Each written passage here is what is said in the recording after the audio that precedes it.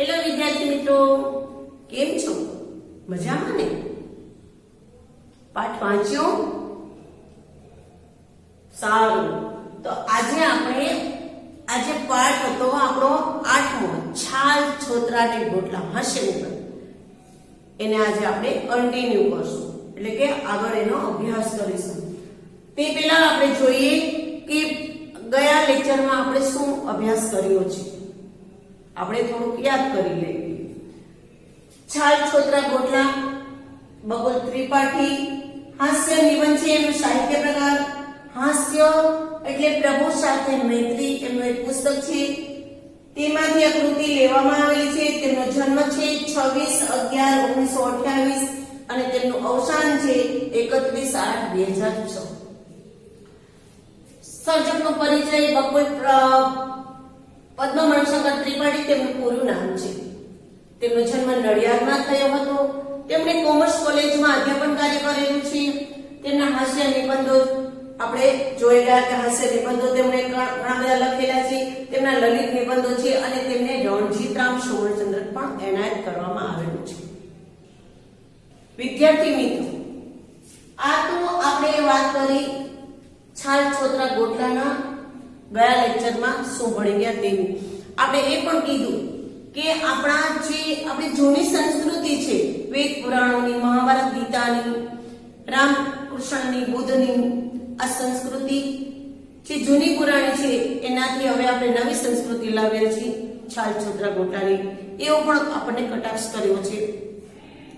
ત્યાર પછી આપણે એવી વાત કરીએ કે જે ગોટલા છે, આમ્રફળ છે, એમાંથી જે રસ છે એ આપણે માતાને ખવડાવીએ છીએ અને ગોટલા છે આપણે ગાય માતાને આપીએ છીએ.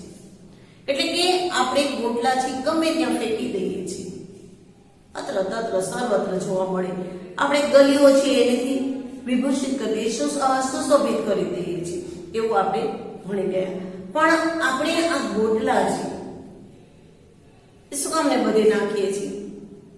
તો એ ચાલો હવે આપણે આગળ અભ્યાસ કરીશું. એના માટે તમારે તમારા ટેક્સ્ટબુક નો પેજ નંબર 51 ખોલી અને જુઓ. આપણે પાઠનો વાંચતા જશું, એટલે કે પઠન કરતા જશું અને સમજતા જશું. આપણે મ્યુનિસિપાલિટીનું પીપ પાસે જ પડ્યું હોય, જો ગોટલા આપણે કીધું ને કે આપણી માતાને અને આપણે ગૌ માતાને બેને સરખા જ રાખીએ છીએ અને ગૌ માતા પ્રસન્ન થાય એટલા માટે આપણે એને ગોટલા ખવડાવીએ છીએ. આપણા બાજુમાં, આપણા ઘરની પાસે હોય કે આપણા સોસાયટીમાં હોય કે આપણી શેરી ગલીમાં મ્યુનિસિપાલિટીનું પીપ પાસે જ પડ્યું હોય, પણ ગોટલા તો આપણે ક્યાં નાખીએ છીએ? બહાર જ નાખીએ છીએ. એનું કારણ સમજો. પીપમાં આપણે શું કામ પીપમાં નથી નાખતા? મ્યુનિસિપાલિટીનું પીપ હોય તો એમાં શું કામ નથી નાખતા? પીપમાં ઊંડેથી ગોટલા કાઢીને ગાય માતા કેવી રીતે ખાઈ શકે? આપણે તો એ જોઈને બેઠ, આપણે તો જોઈએ. આપણે તો શું કામ નહીં તો કે ઉદાર દિલના છે, એટલે આપણે તો જોઈ કે પીપમાંથી ઊંડેથી ગોટલા કાઢીને ગાય માતા બિચારા કેવી રીતે ખાઈ શકે? બહાર પડ્યા હોય તો ગાયો પણ ખાય. શ્વાનોને પણ સુગંધ લેવી હોય તો લે. શ્વાન એટલે કૂતરા. કૂતરા પણ સૂંઘવા, એને સૂંઘવું હોય ને તો આવીને ગોટલા સૂંઘે. મક્ષિકાઓ પણ યથાશક્તિ આસ્વાદ લે.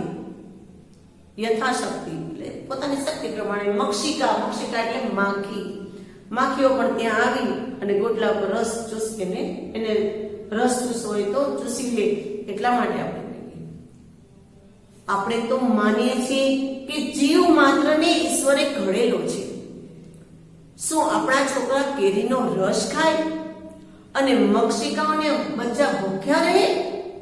આપણે તો કેટલા બધા ઉદાર દિલના છે કે આપણે બધા રસ ખાય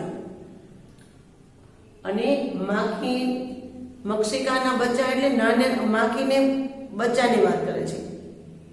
એ ભૂખ્યા રહે, એને કેરીનો રસ ન મળે ભાઈ ના ચાલે. આપણી સંસ્કૃતિ સ્વાર્થીપણાને સ્વીકારતી નથી. આપણે સ્વાર્થ નથી. આપણે ખાય તો એને ખવડાવે. ગાય ખાય, કૂતરા ખાય, માખી ખાય, આપણે બધાને ખવડાવે. આપણે એવા સ્વાર્થ નથી એવું કહે છે. આપણે તો ગોટલાને આમાં ખુલ્લામાં જ નાખવાના. જો પીપમાં નાખી તો આ બધા ખાઈ ન શકીએ, કૂતરા ન પહોંચી શકે, ગાય ન પહોંચી શકે. એટલા માટે આપણે શું કરવું છે તો કે આપણે તો બહાર જ નાખવું છે. આ એક કટાક્ષ કર્યું છે કે આપણે આવા સ્વાર્થીપણાને સ્વીકારતા નથી. હકીકતમાં એવું કઈ હોતું જ નથી. આપણે ગમે ત્યાં ફેંકવાની આદત પડી ગઈ છે, ટેવ પડી ગઈ છે, કુટેવ કહેવાય એને. છોતરા મોટે ભાગે મગફળીના એ મૂલ્યવાન વસ્તુ છે, પણ ગાયો કે મક્ષિકાઓને કામ નથી આવતા. એટલે આપણે છોતરાને એક જગ્યાએ ખૂણામાં કે દિવાલ પાસે કે રસ્તા વચ્ચે ઢગલામાં નથી નાખતા. જો ગાય ન ખાય, માખી ન ખાય તો શું કરે? તો કે આપણે એનો તો ઢગલો નથી કરતા, તો આપણે સિંગના છોતરાને પણ શું કરીએ છીએ? સર્વત્ર વેરતા છે. આ બધું આપણે જો મગફળી ખાય અને ફોતરા આપણે ગમે ત્યાં વેરતા હોઈએ છીએ. શું કામ ને? આપણને એવું ટેવ છે હાલતા ચાલતા આ સિંગ અને મગફળીને ખાવાનું. તો કે સિંગના છોતરા, સિંગ ખારી સિંગ આપણે કહે છે ને એ સિંગ છે, તો એના છોતરા હોય એને પણ સર્વત્ર ફેંકતા જઈએ છીએ, વેરતા જઈએ છીએ. શું કામ નહીં? તો કે સબ ભૂમિ ગોપાલ કી, બધું જ ભગવાનનું છે. શા માટે પૃથ્વીનો 1 ચોરસ મીટર જેટલી જગ્યા પણ ફોતરા વિહોણી રાખવી? ભગવાનની છે. આ ભૂમિ કોની છે? તો કે ભગવાનની છે. આપણે બધી જગ્યાએ આ સિંગના ફોતરાને વેરી, આપણે બગીચામાં, થિયેટરમાં, ઓફિસના કમ્પાઉન્ડ, શાળાના વર્ગમાં, શાળાના મેદાનમાં, વર્ગમાં સર્વત્ર ફોતરા વેરતા ચાલ્યા જઈએ છીએ. ખરેખર છે ને કુટેવ આપણે આવી હોય જ છે. આ પેરેગ્રાફ વાંચીને આપણને થતું હશે કે હા આપણે પણ એવું જ કરીએ છીએ.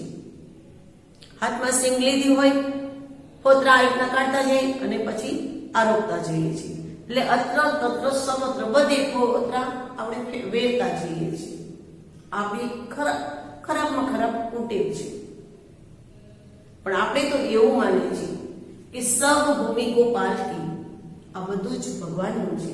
એટલે આપણે બધે વેરતા જઈએ. એમાં શું હતું?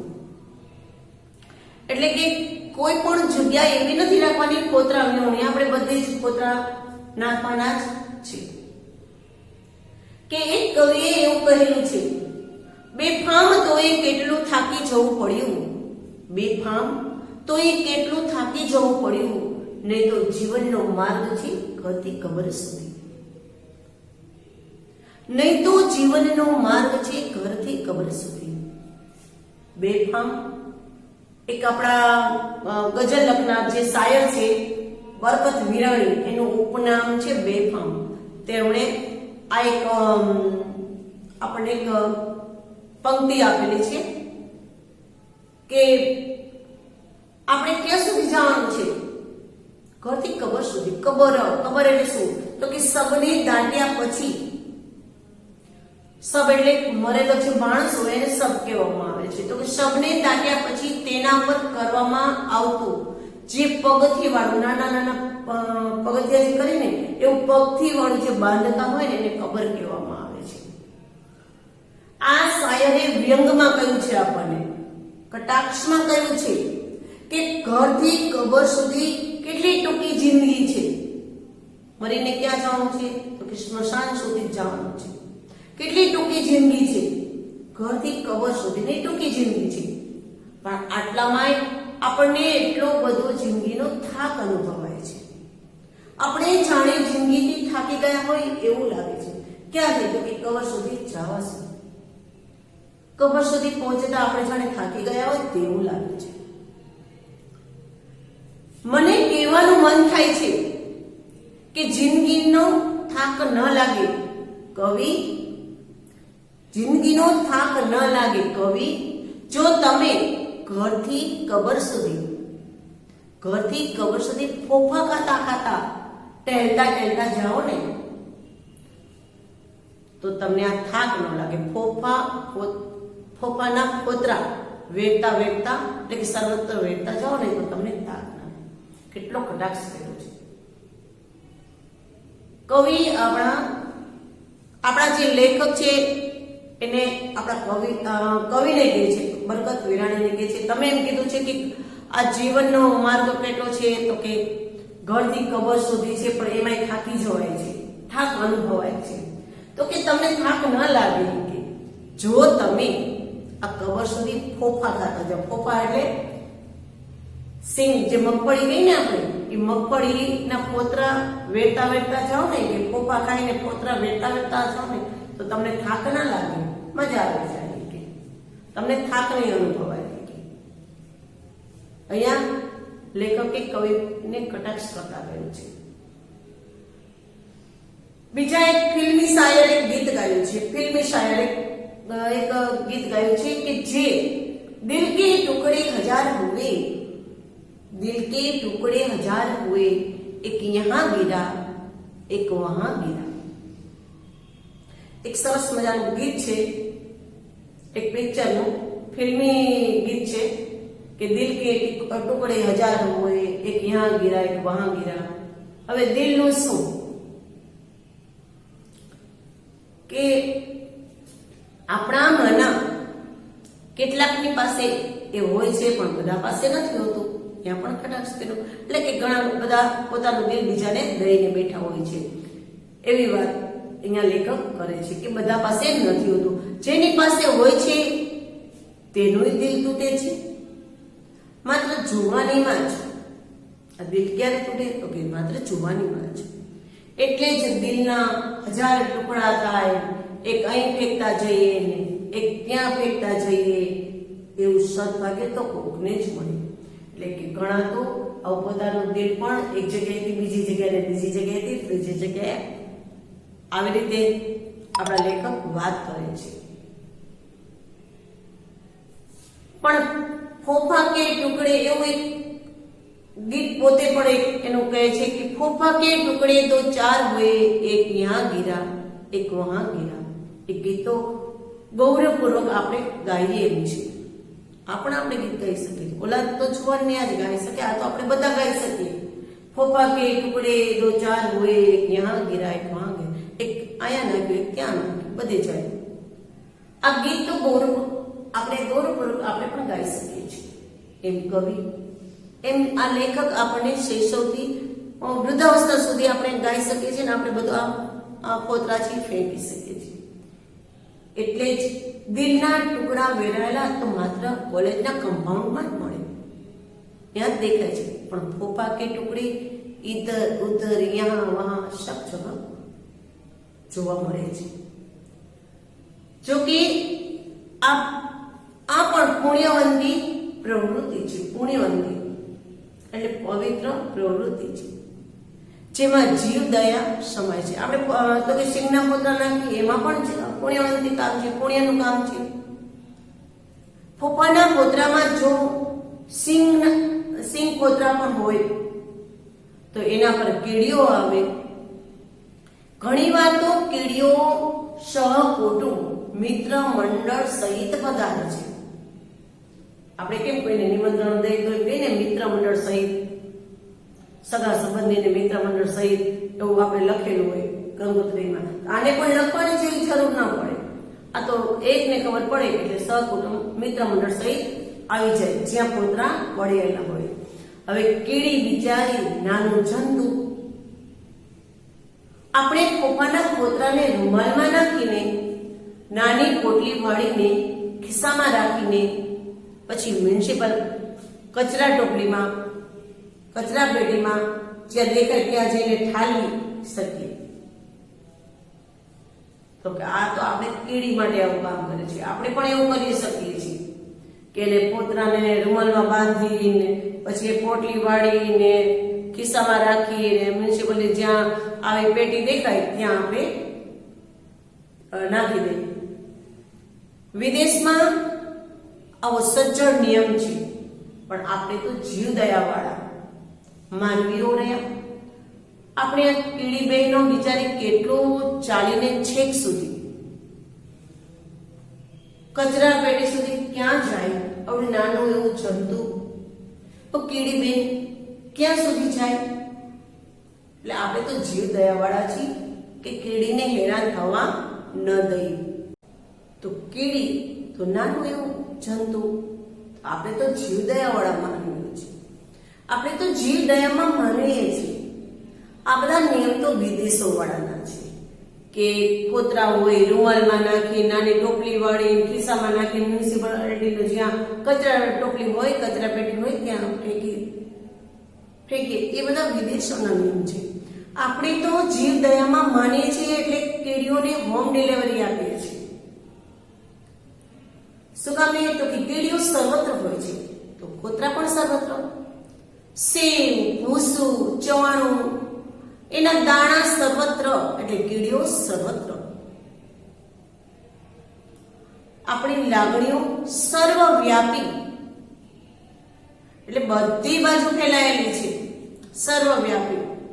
આપણે ત્યાં કીડી, મકોડા, માખી, મચ્છર સર્વવ્યાપી. આપણી લાગણી પણ સર્વવ્યાપી અને આવા જંતુઓ પણ સર્વવ્યાપી. એટલે આપણે બધે જ આવું ફેંકીએ છીએ.